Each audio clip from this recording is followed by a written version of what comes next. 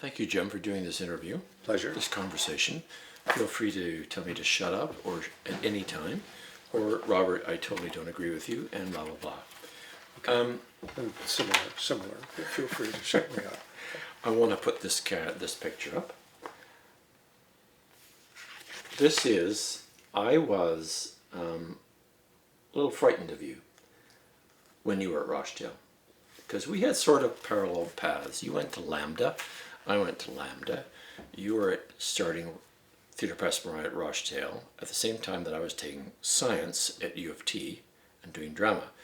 And these kind of figures and those kind of stories kind of made me uncomfortable in terms of I had not yet entered any kind of radical or activist part of my life. So here's the guy sitting opposite us all these years later. So what was going on? There was something about that time.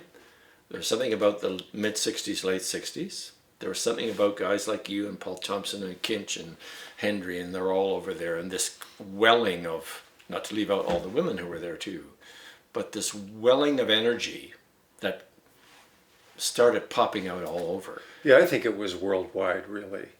But there were some interesting things about why Rochdale was such a magnet and a center of it in Canada. And one of it was that we had was it the World's Fair? We had some kind of big fair that year, yeah. And people were, young people were extraordinarily mobile then. They hitchhiked and they rode tramp steamers, and people came from all over the world to Canada to go to the fair. I guess it was in Montreal.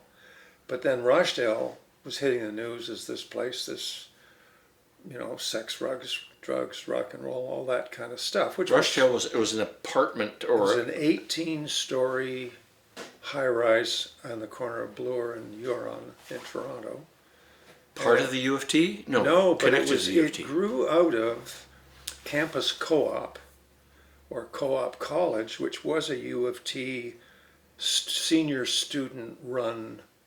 I think they had 26 or 27 houses, and they were used as residence for U of T students. So they got those guys like Howard Edelman was a famous name in there, and Dennis Lee. I can't remember the names of the other guys, but they were like university developers, and there was a lot of money flowing from Ottawa for certain kinds of youth initiatives. Right. So the CMHC actually funded the place on a 90% mortgage.